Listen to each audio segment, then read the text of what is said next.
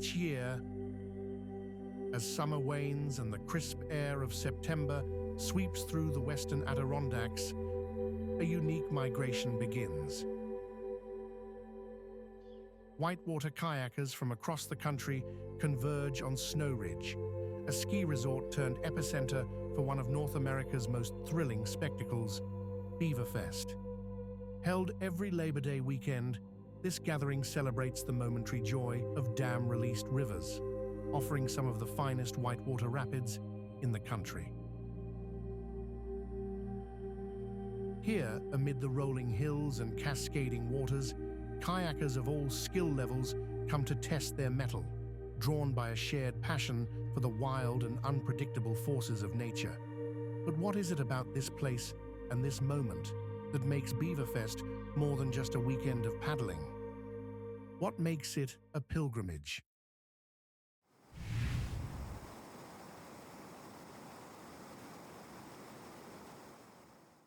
We are currently sitting in the headwaters of the Black River Valley. This is a huge drainage which captures all of the lake effect snow and rain that comes off of the Great Lakes as it comes into New York. What that means is we have a constant flow of water coming over a just sort of idyllic series of hills and mountains, and because of the local history, we have access to all of these waterfalls almost directly with perfect, road to the put-in, road to the takeout is almost unmatched. The major difference between the BeaverFest and any other festival that you go to is just the amount of different sections that we paddle. The Moose, Taylorville section of the Beaver, Eagle section of the Beaver, Moser section of the Beaver, Raquette, Salmon, and Black will all have releases. They're all within an hour of here. And that's just something that is what's special about our home here. It's what we love sharing with everyone. And there are times where we hold this festival and only half of the people are actually paddling the section that we came here to run because there's so much other water to go see and explore. Amidst the festivities and the warmth of camaraderie, it is these rivers that bind us together. Each stretch offers a journey like no other, brimming with its own unique story. And now, we turn our gaze to one such journey, the Moose.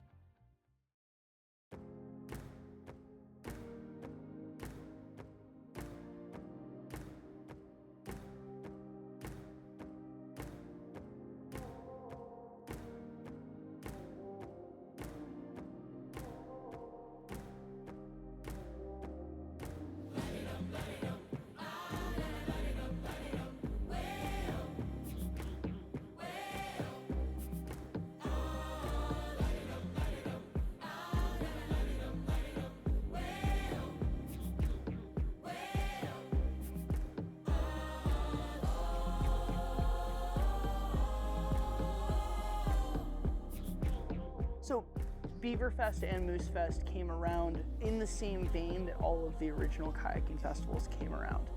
It was immediately following the securement of these releases through the federal regulatory process. And now that we had them, the kayakers who fought for them wanted more people to come here and experience them and get to benefit from years and years of hard work to get these releases in the first place.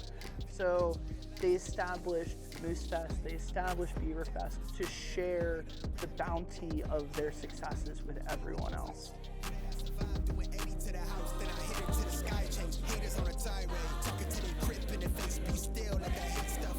We all want the same, we all want a meal in a safe. I want to live like I'm trying to reach enlightenment.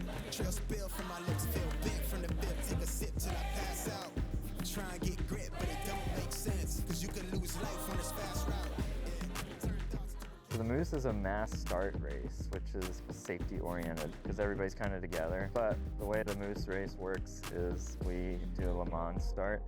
which is where everyone's out of their boat and their boats are lined up on the shore, and you blow the whistle, everybody runs to their boats and jumps in, has to put their skirt on while they're like paddling across this long flat water stretch before the first waterfall.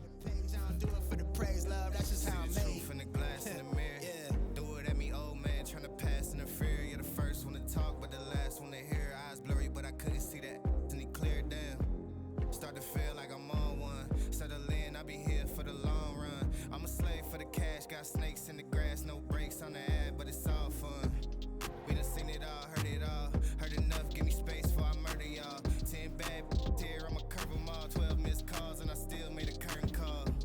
Here to lighten up. Hear them talking, they ain't right enough, tighten up. Everything that I came for, I left with. I don't bang sets, I just bang on the set list. Going past supper when I came for the breakfast. Put me in your prayers, I might put you on the guest list.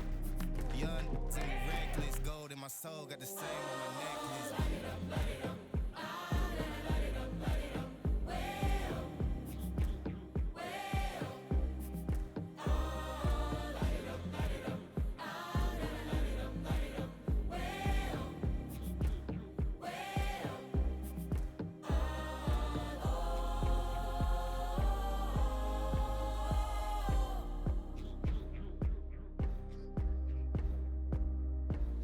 Bottom Moose, which is one of the best whitewater runs in the state of New York, and has dam releases that were, put together through American Whitewater years ago. So this place has become kind of a whitewater mecca. It's cool that we're able to come up here and bring a big crew of people from all over to race these rivers and hang out and party, and best time of the year to be in upstate New York.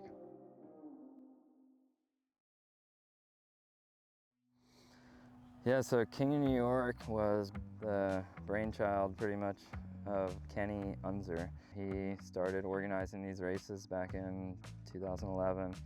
So Kenny, he orchestrated all these events for years, and it was a big load for him because this is a busy weekend. Now I'm the race organizer for the Whitewater King of New York.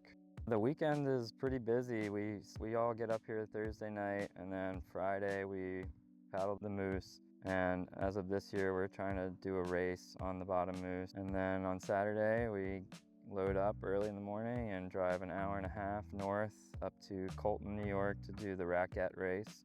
And that's probably the most challenging race of the weekend. Come back, party Saturday night. Try not to party too hard because Sunday's the biggest day for the last two races, actually, on one section, the Eagle section of the Beaver. We do a longboat race and a short boat race on that section. And so we combine all the races at the end of the weekend, tally up the results, and overall, fastest racer is crowned King and Queen of New York. So, and the ideal situation is to crown the King and Queen of New York on Sunday night, because Monday everybody kind of just wants to go home, Labor Day.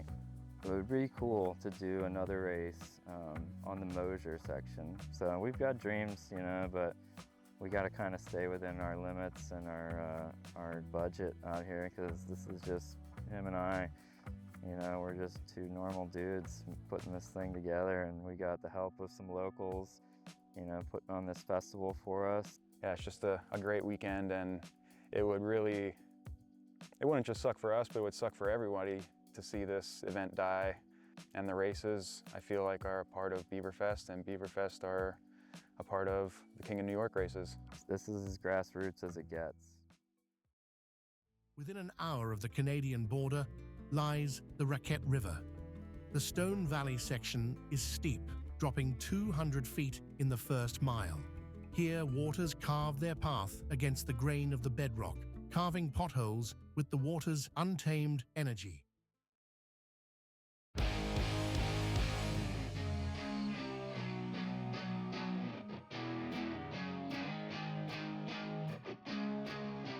The biggest safety issue of the weekend is definitely Colton Falls on the Raquette. Big hole at the bottom. A lot of people swim out of that hole. And there's a couple other rapids on the Raquette that it's good to have some safety as well, like the tubs. People swim out of there.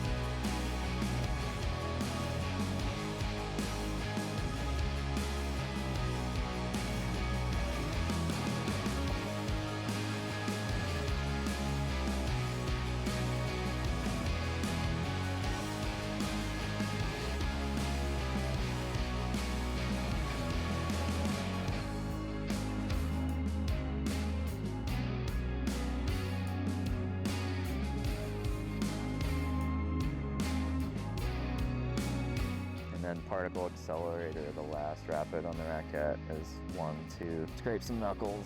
We saw Bobby Miller come down particle accelerator, the last waterfall part, the slide there, upside down, he busted his elbow up. Every racer has a throw bag. Every racer is prepared to be their own safety and safety of each other. With that being said, everybody at the finish line is ready with a throw bag, and if anybody sees anybody struggling throughout the race, it's no problem to just stop and help out a friend.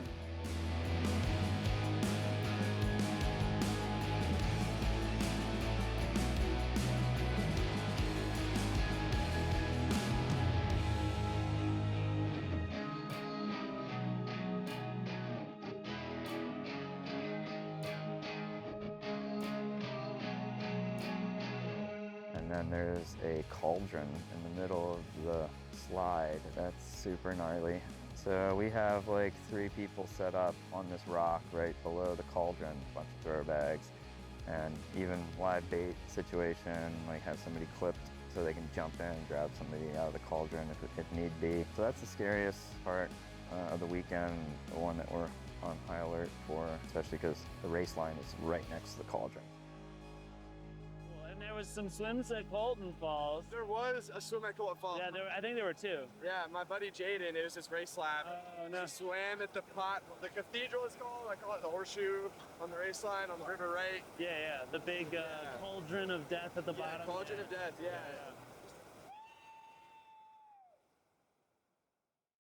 So the first issue is that these rivers are currently in active relicensing under the Federal Energy Regulatory Commission, which means every 40 years there's a review of what's working, what's not, and we try to negotiate. The relicensing process takes about 6 years start to finish, and then we basically sit and wait after doing all of this work to see what spits out the other side of the federal process. The other thing that's interesting specifically about rivers in the Adirondacks is that these were actually the first negotiated releases in the country. So the moose was the very first one, and the beaver was very shortly thereafter on its heels. So there's a lot of antiquated stuff in those license agreements that we're sort of trying to fight to modernize. And then the moose really set the standard for the next 40 years of licensings across the country. So we have this opportunity now to say, what are the gains that we're going to try to be pushing for on other rivers across the country in the next cycle of 40 years? All of the releases here, because of their age, they just figured that no one was going to use this resource. The first 5 or so years of the moose releases, only 12 people signed in.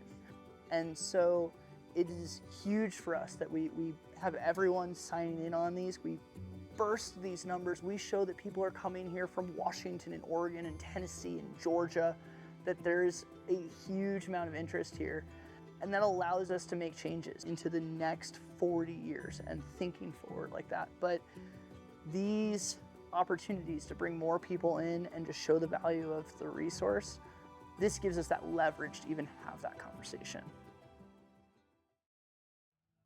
When we were negotiating the releases, we knew we wanted Taylorville, we knew we wanted Mosier, we didn't know anything about Eagle other than it looked like a bunch of cliffs. So the negotiations went on month after month, and I and others would go to these meetings and we weren't getting very far because we wanted many Mosiers. And every time I wanted to bring it up, the answer was no. But finally, they had spent so much time, we had spent so much time, that they came back with an offer, 1 Mosier.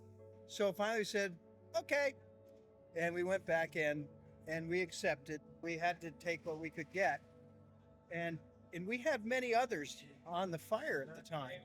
We had over 400 preliminary permits for new hydroelectric plants. So it wasn't just relicensing. We were fighting this incredible tsunami of people who wanted to dam up the rivers. The first big one was on the Moose. And for us, the Moose was Mount Everest. It was for us like having somebody say, oh, we're going to chop the top off. We thought of this as our river. For over a decade, Pete Skinner, in collaboration with American Whitewater, championed a groundbreaking effort to secure scheduled releases on two iconic rivers, the Moose and the Beaver. The culmination of their work brought about 20 scheduled releases on the Moose and 11 releases on the Beaver across three sections, Taylorville, Eagle, and Moshia.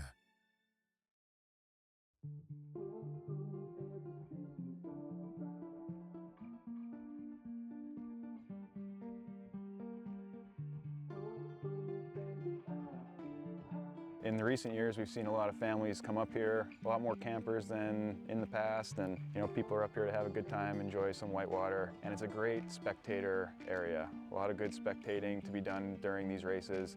There are great spots to sit on the side of the river and watch. That goes for the racers and spectators alike. The Mosier release that only releases one day a year happens to be on this weekend, Labor Day weekend, and it's consistently on this weekend, which is what drives all of us to be up here. The Mosier has an epic spillway at the top, some great waterfalls throughout, and then Mosier Falls at the bottom is a quarter-mile rapid that is kind of unlike any of the other sections that you run throughout the weekend.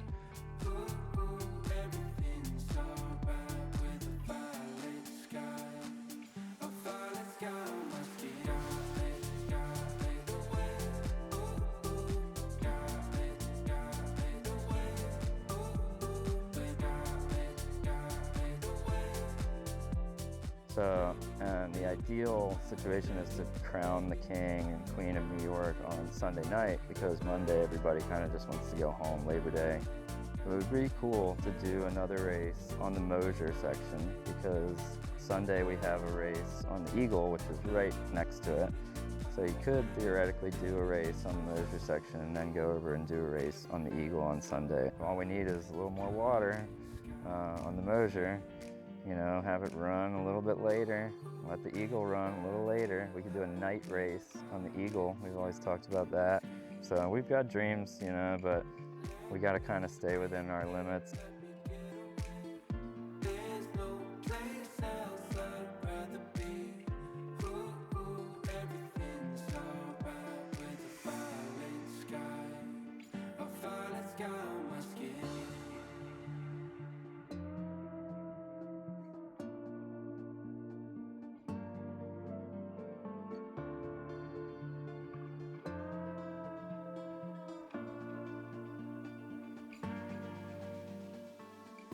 Completely unbelievable.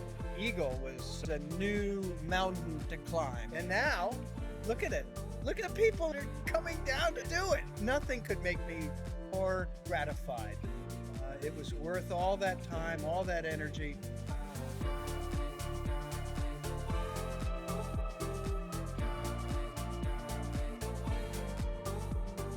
Now that Hannah and Alex has packaged them together, especially on Labor Day weekend, people have a reason to put in a long drive and take advantage of 4 days of releases to have a great time.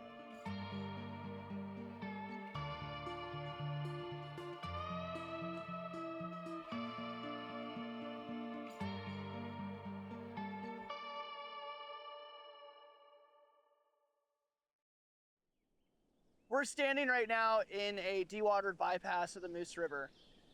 A lot of what we're doing in Moose Fest, BeaverFest, the origin of most of these river festivals is to fix what's been already done.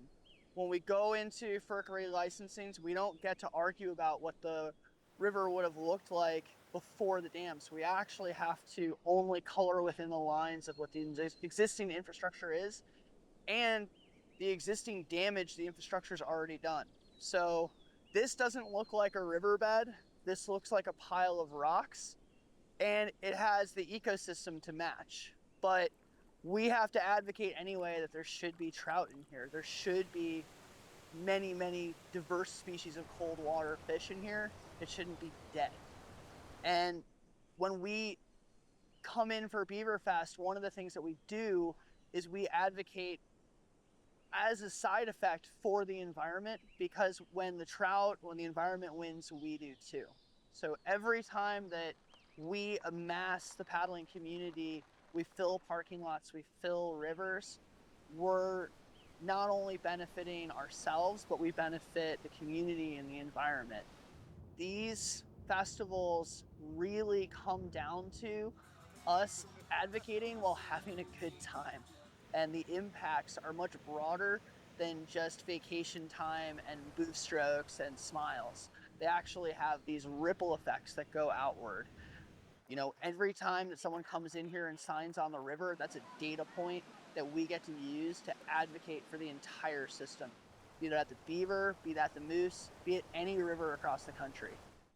What does the future of BeaverFest look like?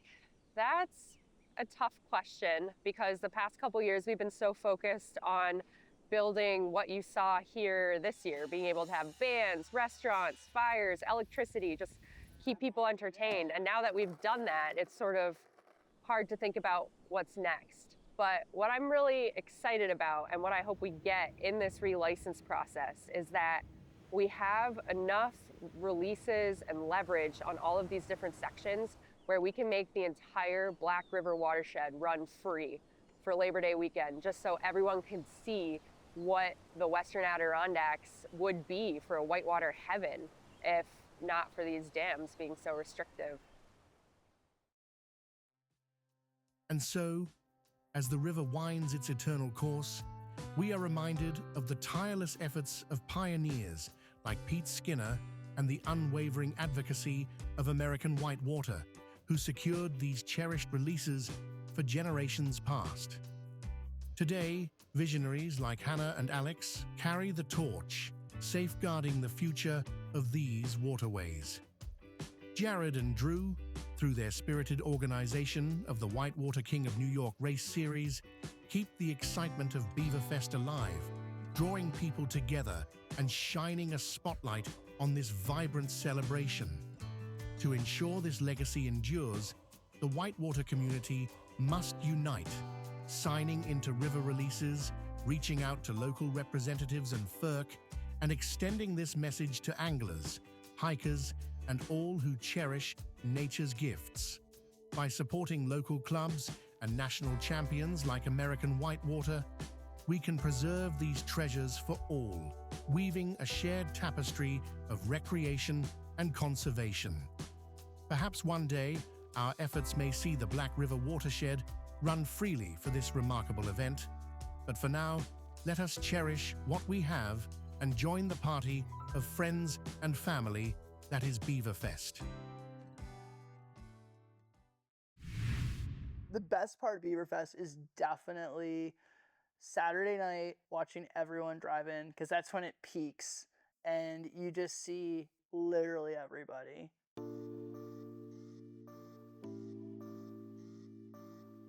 More than anything, you know, it's the people that are here, you know.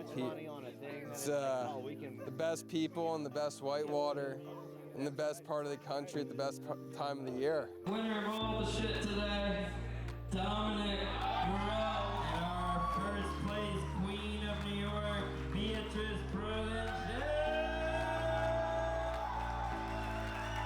I had a great time today. Yeah? We did day 2. We did the Raquette today. Scary as shit. So I did one lap, PFD'd. I'm like, I'm good. That's good enough for me. She did Alpine line with me because I didn't know any other lines. Which was really fun to do and felt really accomplished about it, so that was fun. I'm just stoked to be here. We just rallied from the southeast. Launched some booths and to left, did the seal launch. Taylorville seal launch is like the best. My name is Danny Mongo. I'm with NRS. I've been in the New York area my whole life. I grew up here, so these rivers are really important to me. I voted the Black today. I voted the Moose yesterday. We go to all the festivals. We just want to let kayakers know that NRS are looking out for them. We're here kayaking the same rivers. We're in the same eddies. We're drinking the same whiskey as them. It's about being part of this community. Oh, I'm loving it. Hold that thought.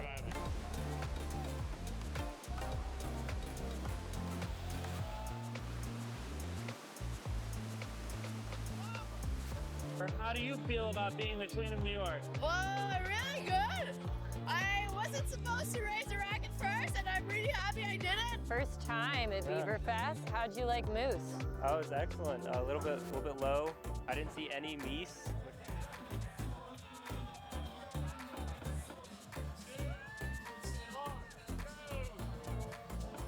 What is your favorite thing about BeaverFest? Everything. Chaos. Awesome.